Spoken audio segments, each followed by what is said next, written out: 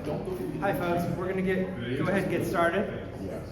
This is the Bastiat Society of Raleigh, and today is October 9th, 2024. We are really pleased to be in our fourth year now,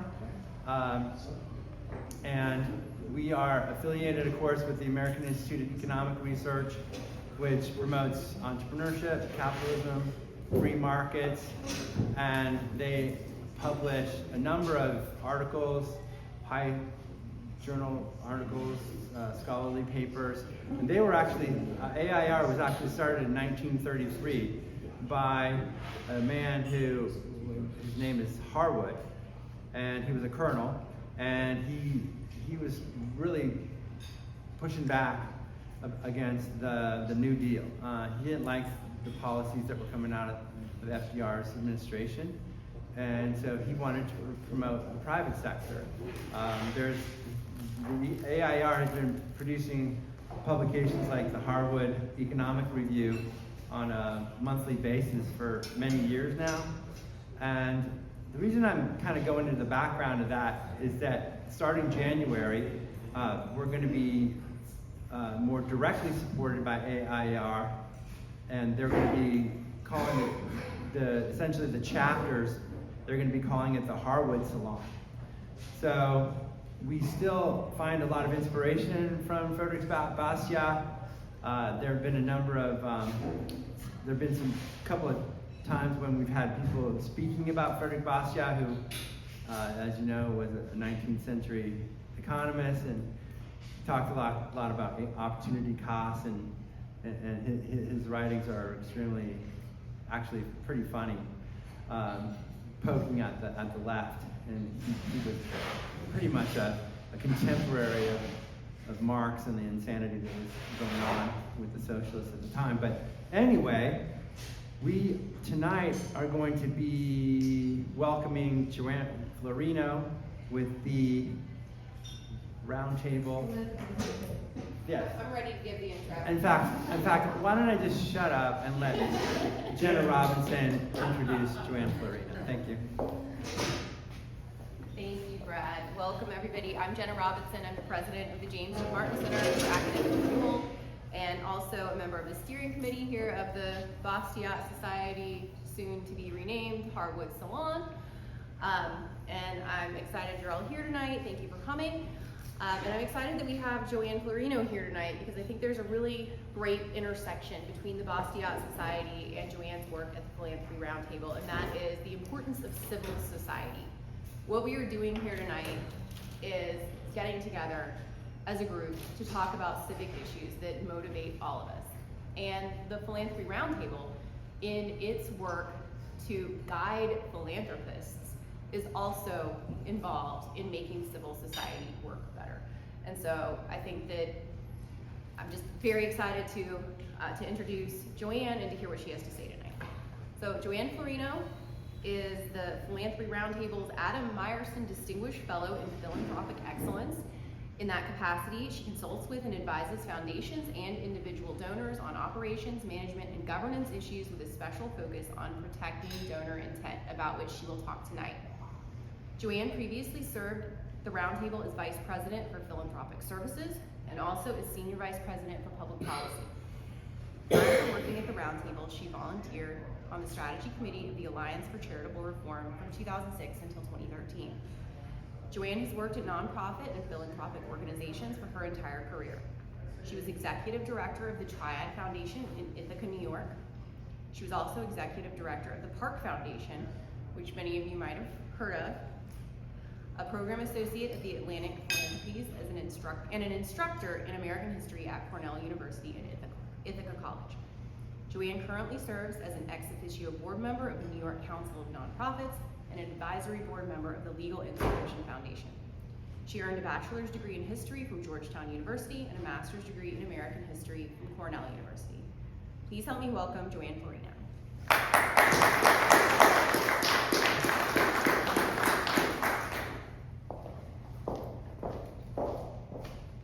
Well, thank you so much, Jenna, and thank you, Brad. So over the years, I've actually been a frequent visitor to North Carolina, because in my foundation work, I worked with the Park family. Mrs. Park, actually her roots are in Raleigh. Mr. Park, Roy Park for Park Communications, was born somewhere more rural, but I think adjacent to Raleigh. And the Park Foundation, to this day, funds scholarships at NC State, and the Triad Foundation funds fellowships, or had funded many fellowships at UNC Chapel Hill. So I've been across the state for a variety of times, and I'm so glad to be here tonight, and I just want to thank Jenna for having me.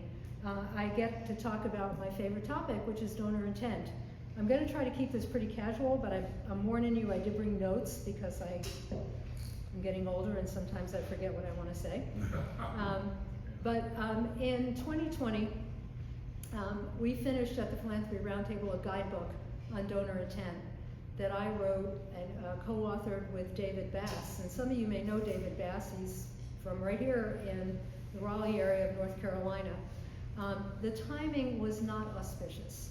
2020 was obviously a year of complete disruption in American society. And between the pandemic and the social upheaval, donors ended up, philanthropic donors particularly, ended up on sort of the bad list. And for a long period of time in 2020, donors were literally under fire because they weren't doing enough, they weren't giving away enough money, they were actually sticking to their missions instead of doing what should have been obvious to them needed to be done. And so there was this entire campaign to like push donors to give more, but to give only to either direct services and to apply a racial lens to everything they were doing.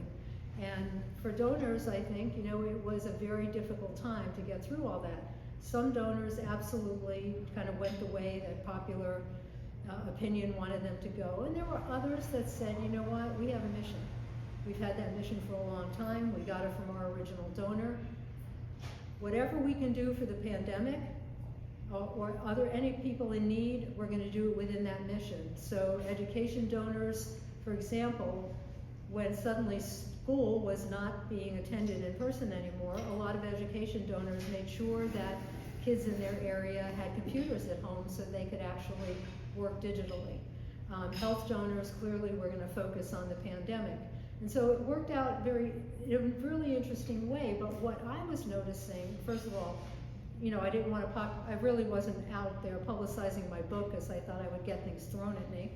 But also, I noticed that even progressive donors were falling under criticism because they had their own mission statements, they had long-range problems they wanted to solve. And so even a foundation like the Hewlett Foundation kind of shot back and said, you know what, we're not going to spend 10% this year because we're dealing with climate change. And that's going to be a long-term problem. And if we spend too many of our resources now, you know, we're gonna suffer in the future. So it was interesting for me because it was the first kind of glimpse that I got that, are donors really going to be pressured from now on to do the popular thing, the more, quote, democratic thing? And actually, when we think about donor intent is the most democratic thing you can be doing. Let donors choose what really, you know, moves their hearts, their passions, give them the philanthropic freedom to support people and institutions when they want to, how they want to, with as much money as they want to. And isn't that the best way to support civil society?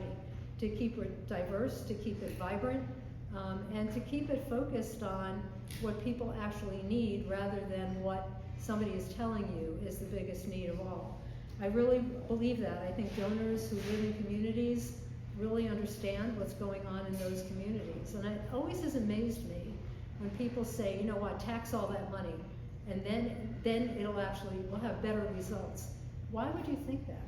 Why would you think that Congress is going to do a better job than millions of donors scattered around the United States? So anyway, you know, this is where I am. I get frustrated when I talk about donor intent. So I want to talk a little bit about what donor intent is and isn't. because sometimes it gets confused with grant compliance. And so I have like this micro, macro talk that I give. So grant compliance is about all those bullet points you put in your grant agreements with UNC or NC State or Duke or wherever you're giving. And you know, there's got to be a relationship of trust there, that institution that you're funding is going to look at all those bullets and accept them and do what you're asking them to do.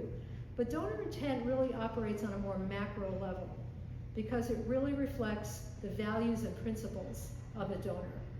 And that should be woven through all of that donor's giving, regardless of whether it's a gift for health or a gift for education. When I talk to donors about writing mission statements, the exercise I go through with them is to talk primarily about values and principles, not tell me all the things you want to support. We'll get to that. And when you start to tell me I want to support education, I'm going to ask you why. What is it in your life that brought you to education? Or what is it in your life that brings you to arts and culture? Because that's the best way for other people to understand what drives that donor. And I think that it also breeds more trust. Now, donors typically don't just randomly pick pieces of paper, you know, out of a hat and say, oh, it says education, I'll do that. There's a reason why you come to one issue or another. And I think it's important for donors to express that. And the more you do that, the better your chances of having a vibrant civil society that reflects a multiple of interests, a multiple of values, and a multiple of principles. So I said it was kind of surprising what happened in 2020, but in a lot of ways it wasn't, because the war on donors had actually started much earlier. And I could go back to John D. Rockefeller and the trouble he had in convincing people that a foundation was part of a democratic society, but I'm not going to do that. I'm going to start instead in that wonderful year, 2016, where something happened on the national level that seemed to make people just go crazy. And I do fear that's going to happen again. I'm not going to get into politics. But I started seeing philanthropic critics showing up saying things they hadn't said before. So I'm going to go through just a few of those and so you can hear the language that was being used. So in 2018, Stanford University professor Rob Reich, who once talked about big philanthropy being a big part of democracy, decided that philanthropy was now a, quote, unaccountable, non-transparent, donor-directed, and perpetual exercise of nothing more than power. The same year, another book came out called Winners Take All. You might have seen that go by. It was reviewed by the New York Times, praised by the New York Times. That accused donors of using their philanthropic power to uphold the very structures of their own economic privilege. And essentially what it said is donors are like money washing the oppression that has made their wealth. That went one step further in 2019 when Edward Villanueva wrote a book on decolonizing wealth. And in there he said that, quote, the institutions that control wealth are inherently broken, and people with wealth, including philanthropists, have benefited from the colonization and exploitation of others. And finally, we started to see this attack on wealth, philanthropy, democracy, manifest itself in public policy, because in that year, some advisors to Senator Elizabeth Warren actually were arguing that the assets of private foundations should be taxed until such time that such funds have been spent or moved fully out of the control of the donor. So just imagine Bill Gates' response to that. Now in 2024, donor intent is still a hot topic, but now it's not the philanthropic critics that are enraged, it's the donors themselves, and most particularly donors to the nation's colleges and universities. You may think that, you know, donor intent is meant to be something that lasts a lifetime or in perpetuity, but most wise donors know that, you know, with the changing times and changing environments and changing opinions among the public, you know, their donor intent can be threatened. But I never saw anything like what we saw after last October 7th, 2023, because that wasn't the typical donor complaint that you know, I gave you this gift for this purpose and you're not using it for that purpose and I want some of my money back and why didn't you use it the way I asked you to use it and I'm never going to give you another gift. It was something very, very different. I've heard that frustration a lot over the years about a failure to honor a gift agreement. But what I heard in 2023, yeah, there was some anger, but from Jewish and non-Jewish donors alike, I heard the sadness of betrayal.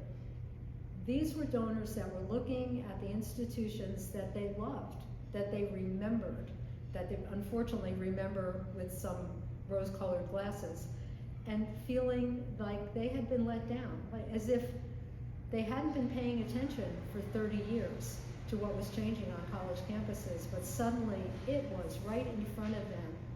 And what I was hearing was sometimes, I mean, there were tears, but an anger that just was so personal. Like, how could my alma mater be doing this? Where did these faculty members come from that are actually encouraging these students?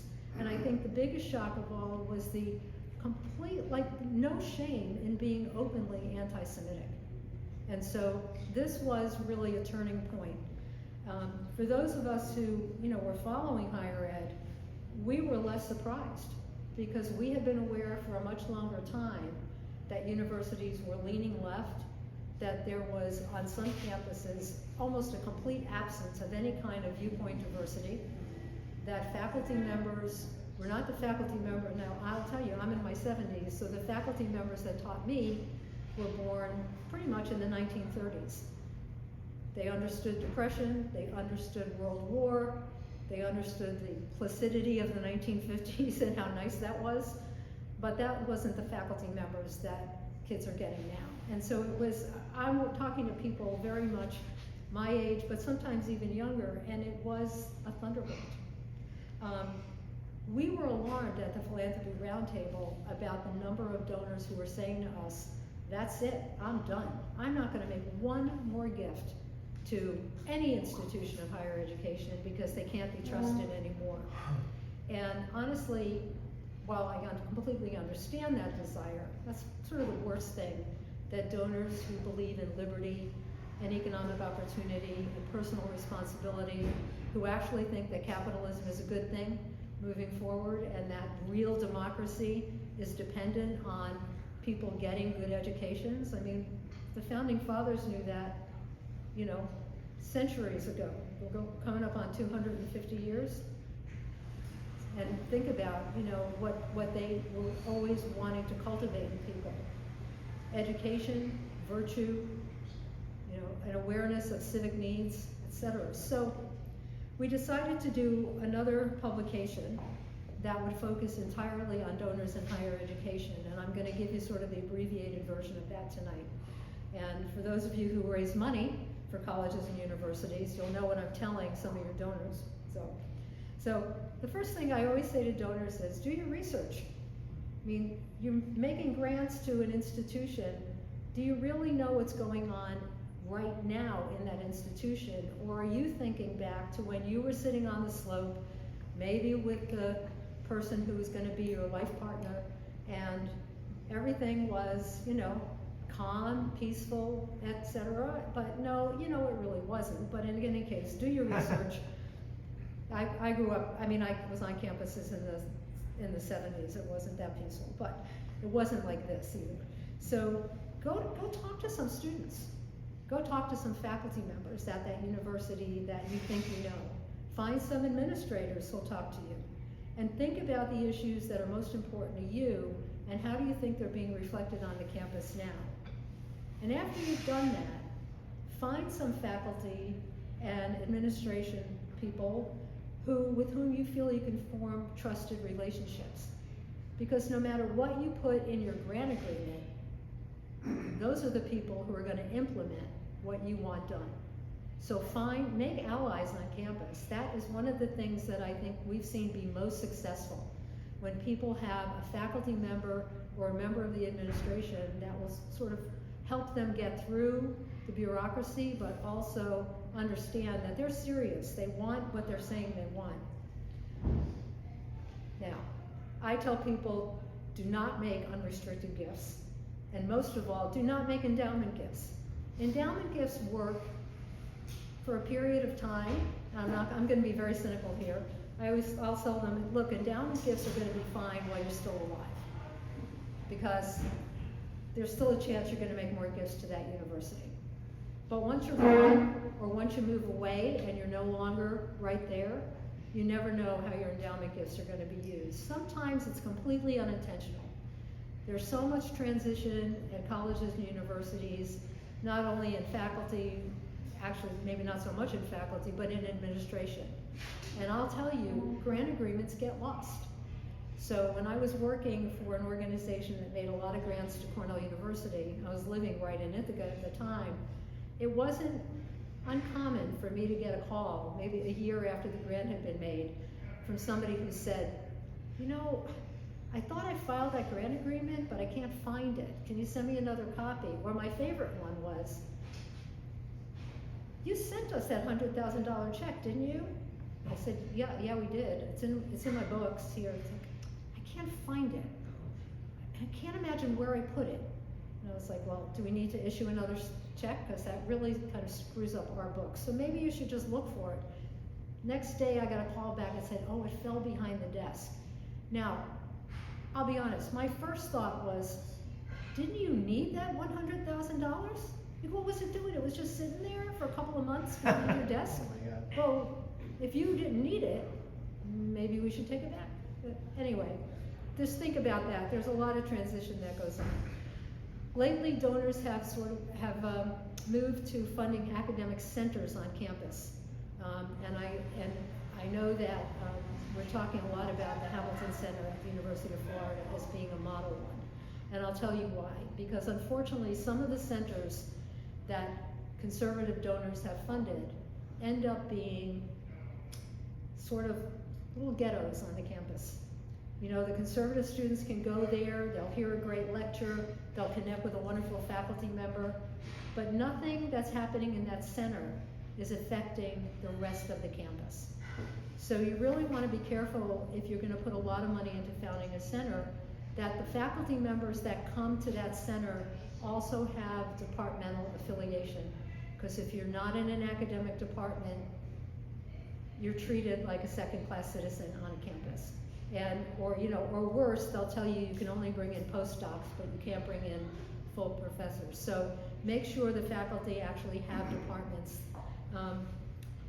Make sure that development gets the word that the center is to be treated the same way you would treat a full academic department, because otherwise it won't work. I know that at Cornell we were working on the possibility of creating a program, and I knew the development department pretty well, and the donors said to me, oh, we've been assigned this development officer, and I thought, yeah, the provost isn't really serious about helping you get this program off the ground, because I know that development officer, and he doesn't work very hard, and he's going to be gone pretty soon.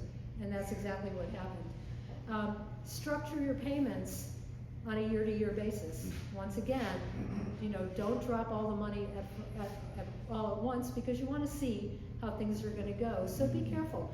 I always say to people, you can't starve the university. If you want them to start a whole new center or a whole new program of some kind, there's got to be a fair amount of cash up front, but it doesn't all have to be up front. After that, make annual gifts, have annual reports being given to you so you can kind of keep an eye on it. You can think about funding completely independent institutes on some campuses. So the Witherspoon Institute at Princeton is the one I always use, because it actually has a strong enough academic affiliation with Princeton that students can go there and take courses. One of the advantages is those institutes don't charge the same kind of indirect cost fee that the university does. So you'll save a little money also. There's also a good one at Rice that is called the Houston Institute. There's the Zephyr Institute at Stanford. There's quite a few others. But look there too for some possibilities. When I talk about Princeton, some people think I'm talking about Robbie George's program. That is actually part of Princeton. But Witherspoon is independent, and yet it has a lot of direct activity with the Princeton campus. Donors are going to go to their alma mater first. I get that. I do it too. But don't limit yourself to that. And if you find resistance, the worst thing you can do is force a college or a university to take your gift to do something that nobody there really wants to do. It's not going to go well. They're going to be miserable. You're going to be miserable. The money's probably not going to get used the way you want it to. So think about shopping your proposal around. There may be other schools, other than the ones you know really well or you went to, that are actually going to do a much better job and achieve the purpose that you are looking to achieve. The other, number 7 on my list anyway, is consider less typical gifts and different types of post-secondary education. So for example, a gift to support graduate students who share your belief in economic freedom and the rule of law. You could be changing the future professoriate. And the Institute for Humane Studies is an institute that really works really well in that area. You can fund debates on campus. Just be careful that the university thinks that a debate is what you think a debate is. Ideally, 2 people with very different opinions actually having a civil conversation. And I'm saying this because a donor that I know, Clarice knows, funded a debate program at Cornell University. And I thought, this is great. It's going to be a series of debates about free speech. Wrong. It was pretty much 2 people who believed the same thing talking to each other. So that did not go well. On institutions, yeah, we all think of the elite colleges and now some of the really outstanding public colleges and universities. But what about trade schools and technical institutes? And what about, most of all, community colleges? Is often the best way for a lot of students to begin their final academic training. When it comes time to draw up a gift agreement, make it clear and make it comprehensive. Don't simply accept the template the institution gives you. It's probably not going to have everything on there you need to have on it, and it's probably going to have some things there you don't want on it. So in some cases, universities don't want you to have the opportunity to go and change, go cypre, or they're going to demand that they can do that without your knowledge. So be careful about that. So what do you want to put in a gift agreement? The amount of the gift, obviously. The payment schedule. The statement of purpose. Reporting requirements. What involvement you might want to have with that gift moving forward. And I say this specifically for people who fund scholarships or fellowships. You might want to meet the people that are actually getting those awards. And there should not be any hesitation on the university's part to let you do that. Renewal options, if they're relevant. It's just saying, at the end of 5 years, if there's satisfaction, I'm gonna be serious about renewing this. Circumstances that will cause you to terminate the gift. And we saw that happen at Arizona State University, I think 2 years ago now. A contingency plan. Make sure there's a contingency plan. It can be as simple as if this X university can no longer fulfill the terms of this agreement, then the first thing you need to do is call the donor and talk about what other use that particular university might make of that gift. I think a lot of donors would be happy if that happened, rather than finding that their money had kind of trickled out the door in ways they didn't even know about. But you can also make that contingency something a little stiffer. And here, I think it's a bargaining issue with a specific institution.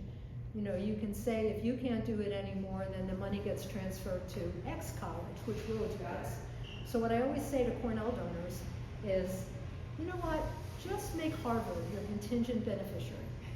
Because every administrator at Cornell will stand on his or her head to make sure that that money never, ever, ever gets to Harvard. So think about the biggest rival your university might have. You can also try to put in a reversion clause. Now this gets tricky if an individual donor made the gift. Because for an individual donor who made a gift, who got a tax deduction, to suddenly get the money back. That's not cool. So find some other 50C3 institution.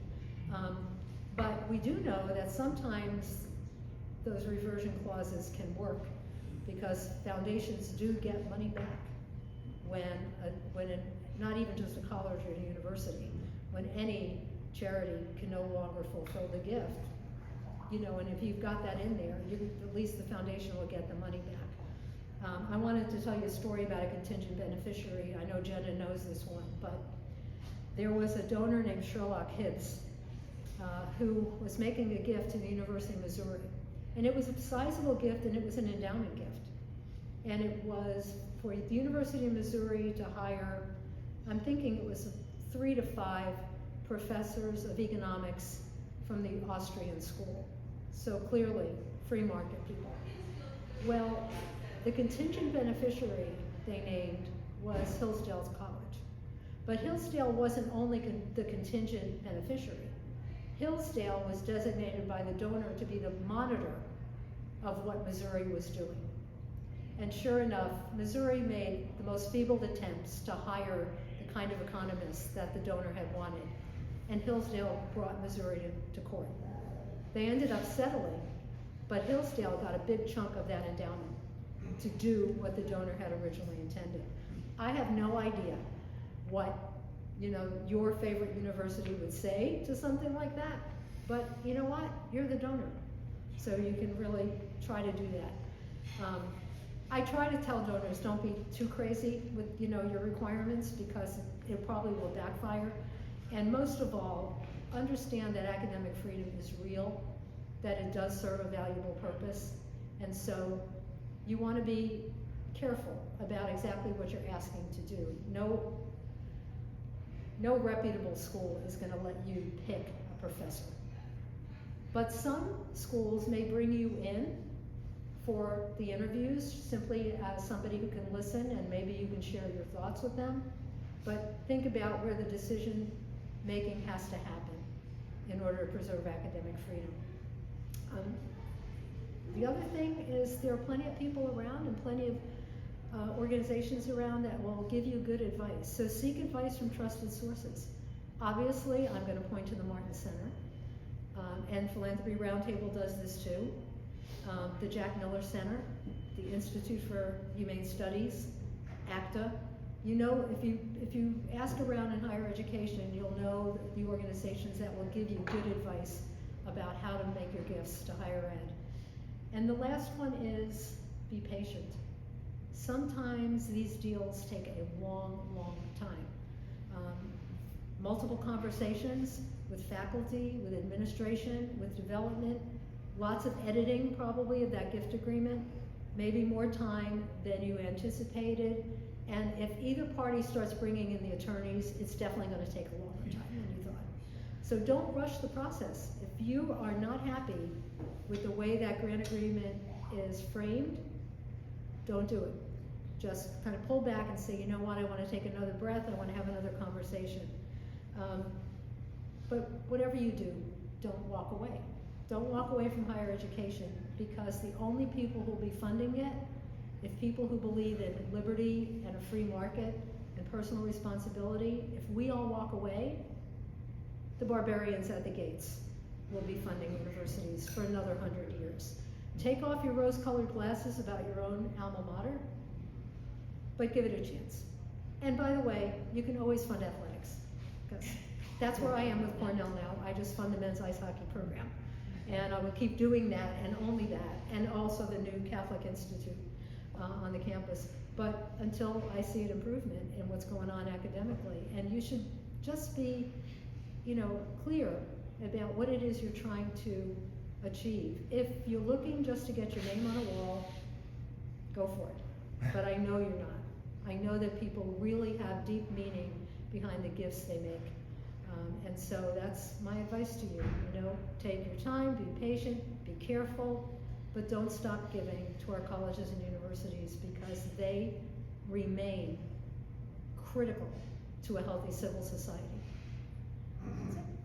Thank you. Yeah, So Joanne, so we have some time for some questions. There was Sorry, I already got my a. hand up. So just for the recording, can you name the publication you were talking about giving in higher ed, so Yeah. that Yes, the and so let me- people, we're gonna put Yeah. this online, we want them to know the name of it. Absolutely. So I'm going to talk about two things. Both of these are available in digital format. You can download them on the Philanthropy Roundtable website, which is literally www.philanthropyroundtable.org. So the full book on donor intent is Protecting Your Legacy. And then the publication on the top 10 tips is literally Top 10 Tips for Higher Education Donors. And you've got my name, and if you just look me up on the Philanthropy Roundtable website, you'll go right to my email. I'm always happy to answer questions over email. So, Great. any other questions tonight? China, so, is the influence of China in our institutions, people won't even talk about it, that's how scared they are about it? How much do you think that plays? Well, I'm going to tell you, this is going to sound, you're not going to believe where I'm going to start, but about 4 years ago now, the Ithaca Airport received a ton of federal money to renovate the airport. It was sorely needed. And we were all awaiting this wonderful, change, because it had gotten pretty scuzzy over the years. It's a tiny airport anyway. And so the first time I went there to visit, I thought, oh my gosh, the signs are going to be in more than one language. Yeah, the signs are in English and Chinese, not Spanish, it's Chinese. So there's a very huge presence of mainland Chinese students at Cornell. Undergraduates, they're getting a good education. But if we're honest, the only undergraduates that are being allowed to go to an American university for their undergraduate education are the children of party members. You have to assume that. And I was at a talk one time about free, and the faculty, I will say the faculty of Cornell has raised a lot of free speech issues. And I remember one young Chinese man standing up, he probably was like 18 years old, 19 years old, and he said, we understand what free speech is in the United States, but you have to remember that we have parents and siblings in China, and we know that we are being monitored. And I think everybody who lived in Ithaca in the room was like, wait, what? What do you mean? Like, there are lookers here? Like, so I think it's real. What I tell people is, if you're talking about the undergraduate population, honestly, don't worry about that. But when you start talking about graduate students in the science labs, in the technology areas, ask questions. I mean, I know that there's been a big to-do about foreign money. I love Cornell dearly, but they are taking money from Qatar and from China. Do I think it has an influence? I don't know how it could not have an influence. It's a lot of money. It's well over $1 billion at Cornell that are coming from those two countries.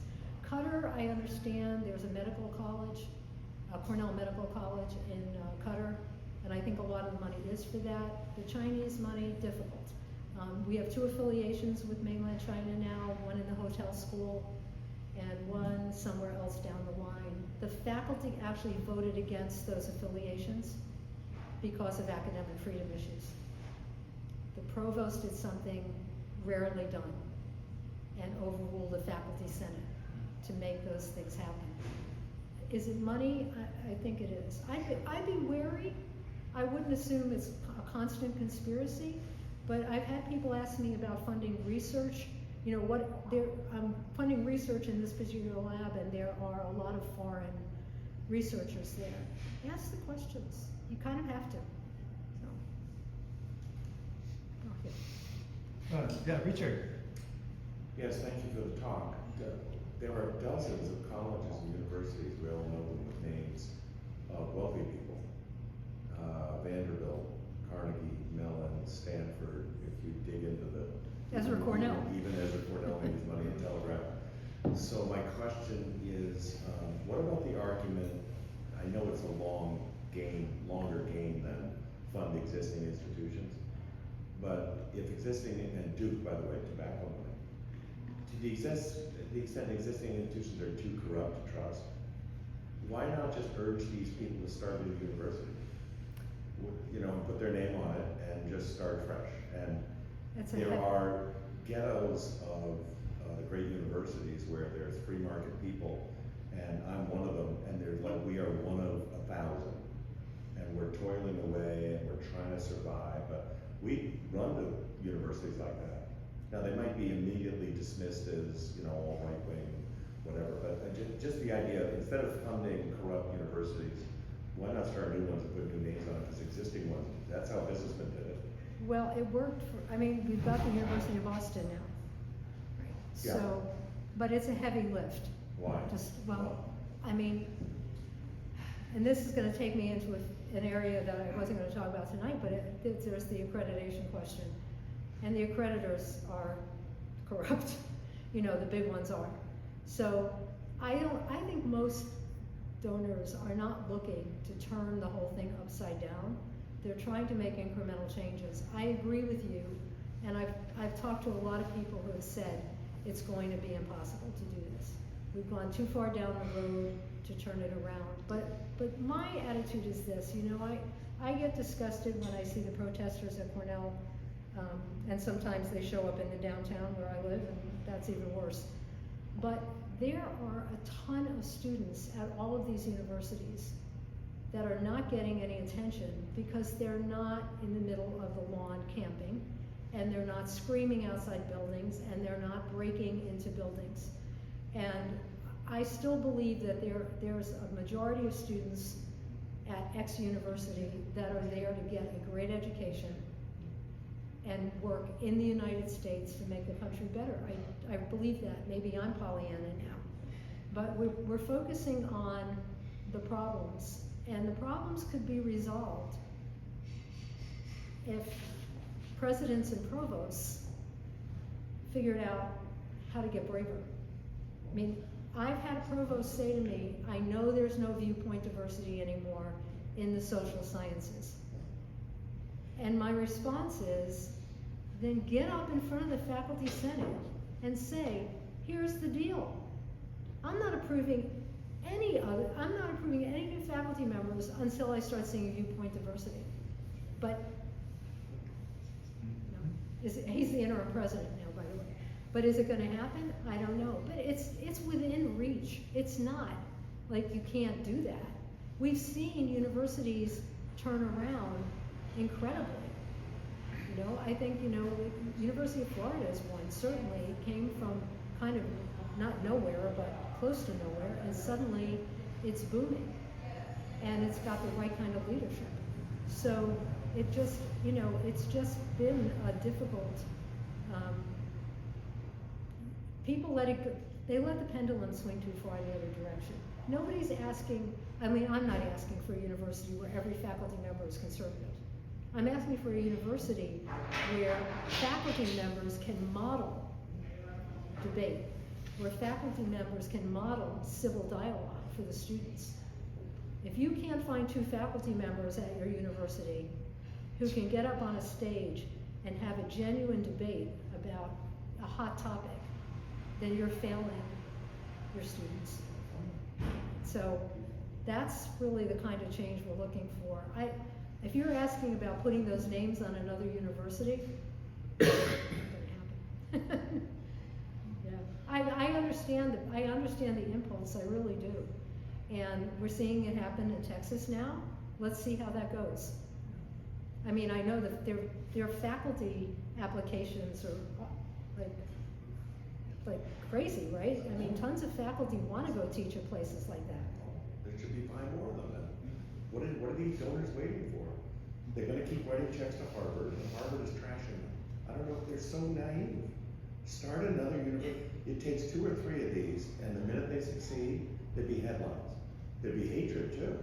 even the hate mail would be, good, it's bringing attention to Musk University or Well- whatever university, and all of a sudden, they would run scared. Musk University is a possibility, I agree there. I just use it as an example, there could be others, Yeah. but pouring money into these, and believe me, I'm in the university system, so I'm not arguing. with No, you. I know. I'm telling you, they're not only wasting their money, they're funding people who hate them. But I can which is tell even you worse. that a lot of the biggest donors that we work with, and Elon Musk is not one of them, are not throwing money at the universities right now. They're stepping back and looking for the most strategic gift they can make. The other thing I want to say is, I know if you must have seen the Wall Street Journal article about kids from the Northeast are looking to the South. And they're looking at the great universities down this way and further south, and a lot of the public universities, which do have some reins on them because the legislatures, they're getting public money. The private universities, private boards of trustees, nobody can really tell them what to do. But public universities have a huge future ahead of them if they really put their mind to it, so. Michael? Yes, thanks for all your comments tonight. So, there is a small startup college around here called Bailey's College. I think it's in its second or third semester. So, have you identified what the investment is that a college that is focused on like teaching Austrian economics to all students can make, like which investments it can make that will yield the most acceleration in donor relations? Here's the thing. Harvard may have a lousy track record, but it's got a track record that goes back to the 17th century. So, I think that donors are looking for impact. If the college can keep it going, and this is what's going to happen at University of Boston. So far, so good. They get a 5-year track record, more money will start coming in. But at the same time, and we talked about this at our last annual meeting, there are small colleges closing all over the United States. And a lot of it's happening in Vermont, New York, I bet it's happening in the Carolinas too. And those are amazing physical plants already there. So yeah, people might get the idea to just try to put something together, or even if it's an advanced secondary school. I suspect there's going to be a bit more of that too. So do you kind of know what like rank ordering, like what the most important, second most important, third most important To start one? components are that a donor wants to see in terms of economic liberty education? Well, they want to see faculty members that are actually going to teach that. And that, again, that's a hiring issue. So the cry goes up, academic freedom, and like I said, the president and the provost can definitely deal with that. There's, the faculty are still going to make the decision, but you're just going to say to the faculty, you know what, static until I see some viewpoint diversity. So once that's achieved, then what does a donor want to see? I have no idea where this is going to go, honestly. I can't tell you what comes first, what comes second. When Ezra Cornell founded Cornell, what came first? The agriculture school. That's all. That's really where his heart was. And now it's a whole lot more than that. But he was thinking about very practical. It was going to be university education, but it was also going to be very practical. And so then it expanded.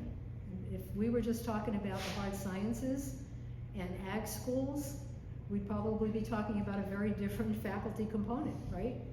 Where have the problems occurred? They're in the social sciences, they're in the humanities.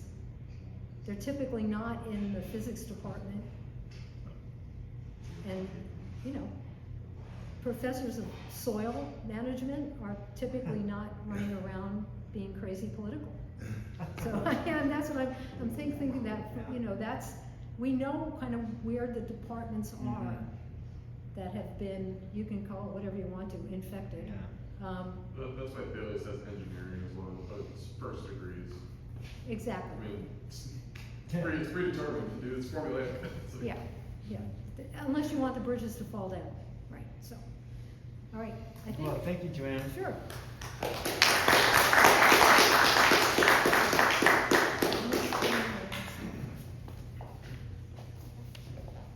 And thank you, Jenna, for raising to our attention Joanne with the Philanthropic Roundtable and the important work that you're doing, because it goes really deep. I mean, we're talking about the fundamentals of how people are being taught at the universities, and we all know that is a major, well, it's a major issue. Let's put it that way. So, thank you very much for coming tonight. You'll see these little tents on the tables. If you didn't have a chance to donate, speaking of donor intent, $25 for your visit, please consider doing so. We are next month having Mitch Kokai with John Locke Foundation. He's going to be doing a legislative analysis, which is really right after the election.